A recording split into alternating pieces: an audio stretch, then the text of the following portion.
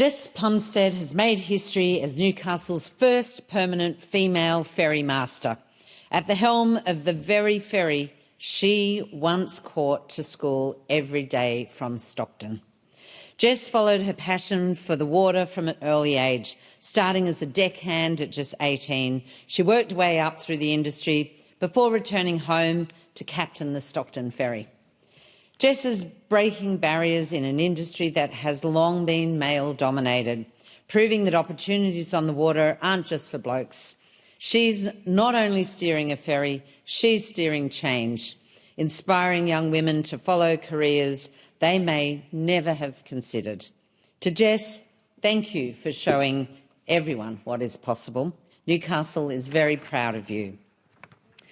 I'd also like to give a shout-out to the University of Newcastle for their success at the Australian Financial Review Higher Education Awards.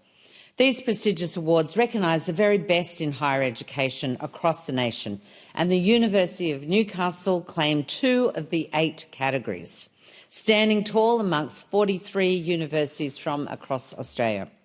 The Wollotuka Institute received the Equity and Access Award for decades-long commitment to Indigenous education. From humble beginnings in the 1980s with just 4 staff, Wollotuka now proudly serves a student body where 5% identify as First Nations students. Wollotuka is a home away from home for so many, and its success is testament to the university's deep commitment to equity and excellence in higher education.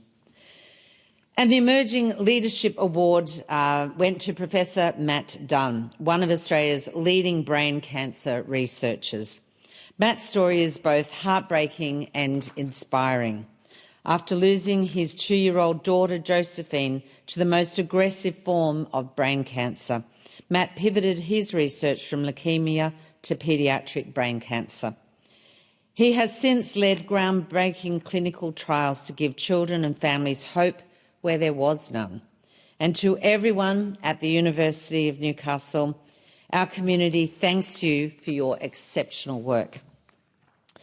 And Speaker, I'd like to finish on a sad note, but pay tribute to a very dear friend and much-loved member of our community, Neil Pitt. Sadly, this week, the Labor Party, Newcastle, and the community of Carrington lost a true believer. Neil's warmth, loyalty and his profound love for his community in Carrington will never be forgotten. He was a character, a stalwart of the Labor Party, and someone who always stood ready to help no matter what.